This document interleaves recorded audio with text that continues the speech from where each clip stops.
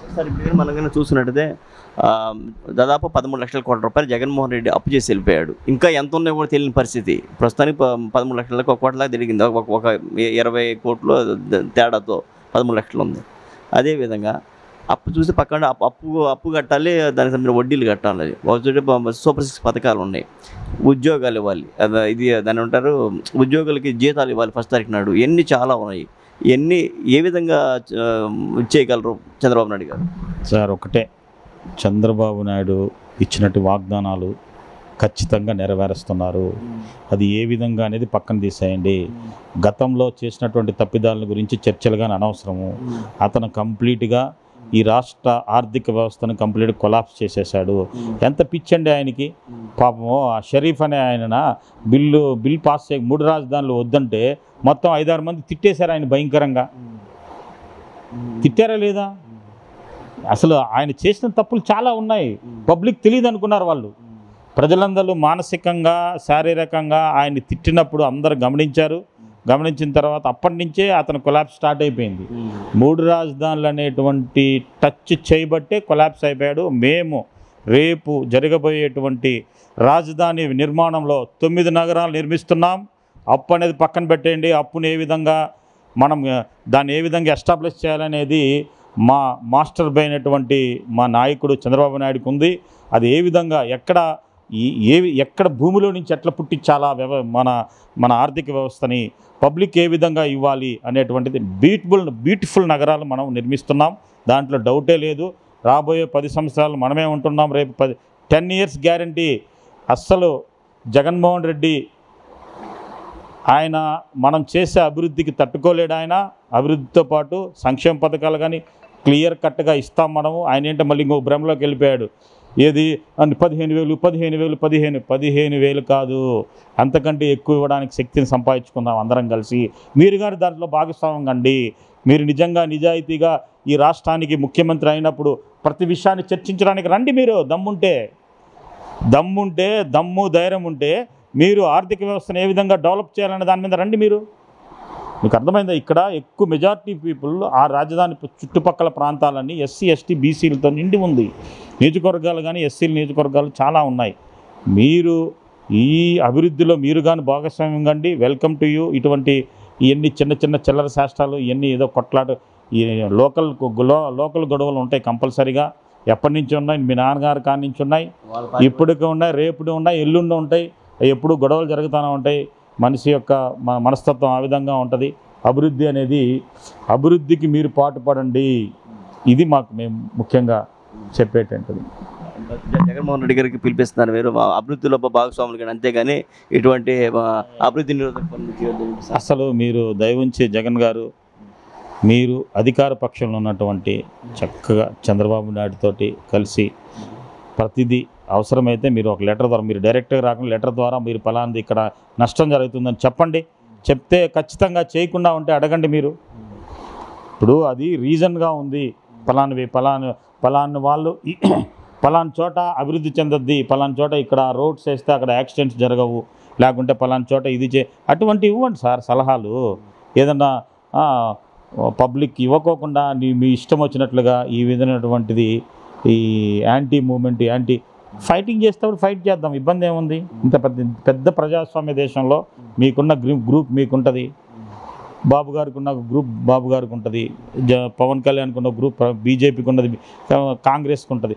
మీరు ప్రజాస్వామ్యంలో నిజాయితీగా మీరు పోయినసారి చేసినటువంటి తప్పులు చేయొద్దండి. లేదు మీకు అవమానంగా ఉంది, మీ గ్రూప్నంతా డిస్కస్ చేసుకోండి. డిస్కషన్ లేదు మీకు. నిన్న పోయినప్పుడు కానీ ఎక్కడ డిస్కషన్ ఉంది చెప్పండి. నిన్న మీరు ఢిల్లీకి వెళ్ళారు.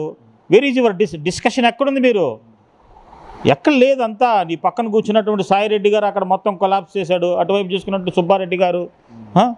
మీకు మొత్తం వ్యవస్థనంతా కొలాప్స్ చేసినటువంటి వ్యక్తులనే కూర్చోబెడితే ఎట్లండి? కొద్దిగా మంచి ఇప్పుడు ఆర్థిక వ్యవస్థని కొలాప్స్ చేసేటువంటి వ్యక్తులు కాకుండా మంచి నాలెడ్జబుల్ పర్సన్స్ ఉన్నారు. ఇప్పుడు మీరు నా ఎస్టీ నా బీసీ అన్నారు. ఐఏఎస్ ఐపీఎస్ ఐఆర్ఎస్ఎల్ తప్ప నీ దగ్గర ఉండేది ఎక్కడున్నారు? మామూలు దళితులు ఎక్కడున్నారు? దళితులు ఎవరున్నారు? డిస్కస్ చేసే దళితులు ఎక్కడున్నారు చెప్పండి? మాల కార్పొరేషన్ చైర్మన్ ఇచ్చారు అమ్మాజీ గారు. ఆమెకి ఏం తెలుసు పాపం? ఆమెకి వేరేది ఇంకోటి ఇవ్వాల్సి ఉంది. మీరు అక్కడ లోకల్ ఏదన్నా మంచిది ఆవిడకి ఏమీ లేకుండా ఏదో నీ దగ్గర పాదయాత్రలో వచ్చిందని చెప్పేసి ఆ మేడంకి ఇచ్చారు. ఆమె వల్ల ఏం జరిగింది చెప్పు, ఒరిగింది ఏమన్నా ఉందా? ఆవిడకి అక్కడ ఇవ్వండి, అక్కడ లోకల్గా మంచి మంచి పోస్ట్ ఇస్తే ఆవిడ ఆర్థికంగా బలపడేది. ఏముందో చెప్పు పాపము. మొత్తం మా వ్యవస్థనన్నిటి అందరినీ, దళిత వ్యవస్థనన్నింటినీ కొలాప్స్ చేసేసి నువ్వు హ్యాపీగా నవ్వుకుంటా ఉన్నారు మీరు. దానికి మంచి బుద్ధి చెప్పారు. ఇప్పటికన్నా కానీ మీరేంటంటే మీలో మార్పు రావాలి, మీరు మార్పు రావాలని కోరుకుంటున్నాం. మేము కోరుకుంటున్నాం, బాబు గారు కోరుకుంటున్నారు, లోకేష్ గారు కోరుకుంటున్నారు. మార్పు రావాలి, మీ ద్వారా ప్రజలకు మంచి జరగాలనేటువంటి ఆలోచన ఉన్నప్పుడు డిస్కస్ చేయండి. సార్ ఒకటండి, ఇప్పుడు కనుక ఆయన కనుక ఒకటి అనుకుంటున్నారేమో, ఇప్పుడు తను కనుక అక్కడికి కనుక వస్తే, ఏది అసెంబ్లీకి వస్తే ఒక ఎమ్మెల్యేగా ఉండాల్సి వస్తుందనే ఆ అవమాన భారంతోనే తను అక్కడ అదేనా, ప్లస్ తన యొక్క చేసిన అప్పులు ఎక్కడ బయటపడతాయన్న ఉద్దేశం చొప్పునే అసెంబ్లీకి వెళ్ళకుండా ఉంటారా? ఇవన్నీ నథింగ్ అండి. ఇప్పుడు నీకు ప్రజలు ఎందుకు ఇచ్చారండి? ప్రజలు మ్యాండేట్ ఎందుకు ఇచ్చాడు ఆయన? మీ పులివెందుల్లో మీరు ఒక ఎమ్మెల్యేకి గెలిచారు గతంలో, కానీ మీ ఫ్యామిలీ 40 years నుంచి ఉంది కదా. ఇప్పుడు అక్కడ ఎంతవరకు డెవలప్ చేసావో ఒక చూపించండి పబ్లిక్కి. నేను ప్రతిపక్షం ఉన్నప్పుడు వాళ్ళ నాన్నగారు గట్టిగా ఫైట్ చేశారు అక్కడ కూర్చొని, ఏది ప్రతిపక్షం సీట్లో కూర్చొని గట్టిగా ఫైట్ చేశారు. కానీ అటువంటి ఆ ఫైటింగ్, ఆ పోరాట పట్టి మీ దగ్గర లేదే, లోపించింది. అంటే ఇప్పుడు ఏదో ఒక కారణం చెప్పి ఎస్కేప్ అయ్యి పబ్లిక్ని డిస్టర్బ్ చేసేటువంటి విధానం, పబ్లిక్ అభివృద్ధి లేకోకుండా చేసే విధానంలో జగన్మోహన్ రెడ్డి సార్ వచ్చున్నారు. ఆయనకి ఇప్పటికైనా కానీ మునిగిపోయింది ఏం లేదు. ఫస్ట్ ప్రజలకి అసెంబ్లీలో ప్రజలకి మనకి ఏ సమస్య ఉందని చెప్పుకునేటువంటి ఆస్కారము అడగండి, రిక్వెస్ట్ చేయండి. నాకు ప్రతిపక్షం రాలేదు, నాకు హోదా ఇవ్వండి అని అడగండి, వచ్చి కూర్చొని బతిమలాడండి, ఇస్తారు కంపల్సరీగా. ఎందుకు ఇవ్వరు చెప్పండి? అంత మూర్ఖంగా ఏం లేరు. ఇప్పుడు చంద్రబాబు నాయుడు గారు ఎప్పుడు కానీ చాలా ప్రజాస్వామ్యయుతంగానే ఆయన పరిపాలన జరిగింది ఇప్పటిదాకా. ఎప్పుడు ఆయన ర్యాష్ మూమెంట్ ఎప్పుడు లేదు. మీరు ఎంత ఘోరంగా ఎంత అవమానించినా కానీ ఆయన మళ్ళీ నిజాయితీగా మళ్ళీ అసెంబ్లీకి వచ్చి సీఎం అయ్యారు. మీకు ఆ అవకాశం లేదు ఇంకా రేపు రాబోయే రోజుల్లో. ఎటువంటి పరిస్థితుల్లో మీ పార్టీకి అంత బలం రాదు, ఆ స్థాయి ఉండదు. మీరు ఇంకా 6 to 7% నేనే చెప్తున్నాను మీకున్న పర్సంటేజ్ 6 to 7. మీకు కాంగ్రెస్ ఓటింగ్ అంతా పల్లెల్లో ఉన్న ఓటింగ్, ప్రతి పల్లెల్లో 2 గ్రూపులు ఉంటాయి. ఆ గ్రూప్లో ఉన్న ఓట్లు అటువైపు ఇటువైపు చీలుతాయి. ఆ చీలిన ఓట్లలో మీ పర్సనల్గా నాకు తెలియంగా ఏంటంటే మీరు ఇప్పుడు డెవలప్ చేసుకునే దాంట్లో ఒక 6 to 7% ఉందేమో. మిగతాదంతా కాంగ్రెస్ ఓటింగు, అంతే తప్ప వేరే ఓటింగ్ లేదు. మీరు ఇప్పటికైనా జాగ్రత్త పడి ప్రజలకు సంబంధించినటువంటిది అభివృద్ధి విషయాల్లో మాట్లాడితే ఎప్పుడైనా కానీ ఒక 10, 15 ఏళ్ళు 20 ఏళ్ళ తర్వాత ఏదన్నా అవకాశం ఉంటే రావచ్చేమో మీకు. ఈ విధంగా ఏదన్నా ఉంటే నాకు తెలియంగా మీకు ఎటువంటి పరిస్థితుల్లో కనుచూపు మేరలో మేము టీడీపీ పార్టీ ఎటువంటి పరిస్థితుల్లో ప్రజల నుంచి మాకు వ్యతిరేకత రాదని మేము భావిస్తున్నాము.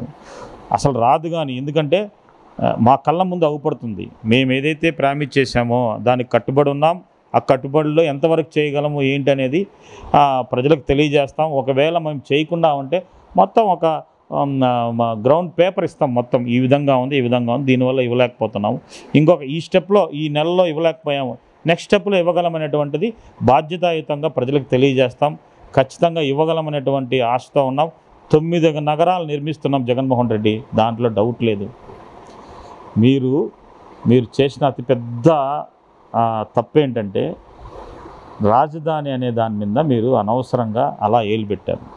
దానివల్లనే మీరు ఓటమికి పెద్ద కారణం ఇదొకటి. తర్వాత దళితులకు సంబంధించినటువంటి ఏవైతే ఉన్నాయో స్కీమ్స్ మొత్తాన్ని అసలు కాంగ్రెస్ పార్టీ వైఎస్ఆర్సీపీకి వెన్నుముక్క ఏంటండి? దళిత బహుజనులు అయినటువంటి ఈ జనమే నీకు వెన్నుముక్క. ఆ వెన్నుముక్కని కొలాప్స్ చేసేసుకున్నావు నువ్వే. ఎవడు చేయలే, మీరే చేసేసుకున్నారు. అది ఇంక కంటిన్యూ అయిపోయింది. అది ఇప్పట్లో అయితే మీకు అవకాశాలే లేవు ఎక్కడ రావడానికి. మీరు ఎన్ని ధర్నాలైనా చేసుకోండి, ఎన్నైనా చేసుకోండి, ఏం అసలు ప్రజలు ఇన్నే పరిస్థితులు లేరు. అసలు ప్రజలు ఎక్కడున్నారండి? ఆ ధర్నా ఎవరు చూడలేదు. ఆ శాంతి మేడంని అన్యాయం చేసినటువంటి సబ్జెక్టుల మీదనే నడిచింది మొన్న ఢిల్లీలో శాంతి గారిని అన్యాయం చేశారు అనవసరంగా. ఆవిడ ఊరినే రోడ్డు మీదకి ఈడ్చారు, ఆవిడ సంసారం రోడ్డు మీదకి ఈడ్చారు. దాని మీదనే ఉంది. ఆవిడ ధైర్యంగా ఉండాలి, ఆవిడకి మేమందరం సపోర్ట్ ఉంటాం. పిల్లల్ని మంచిగా చూసుకోవాలి ఆవిడ కానీ మంచిగా రేపు రాబోయే రోజుల్లో ఉద్యోగంలో ఆవిడ ఏదో సస్పెండ్ అయినట్లున్నారు మేడం గారు. అదేదో కారణంతో మళ్ళీ ఆవిడ మంచిగా జాబ్కి వచ్చి ఆవిడ సంసార జీవితం ఆవిడ ఏదైతే ఇష్టం, అది పర్సనల్ విషయాలు మేము we don't want to enter. ఆవిడ ఎలా ఉండాలనుకున్నదో ఆ విధంగా ఉండడానికి మాలాంటి వాళ్ళమందరం మేము సపోర్ట్ చేస్తాం.